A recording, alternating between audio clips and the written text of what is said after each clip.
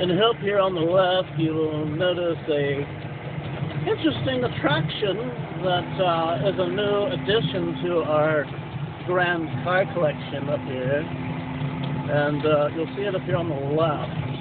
It is the green and black Frankenstein vehicle right here. It's getting acclimated to its new surroundings and making friends. And there you have it.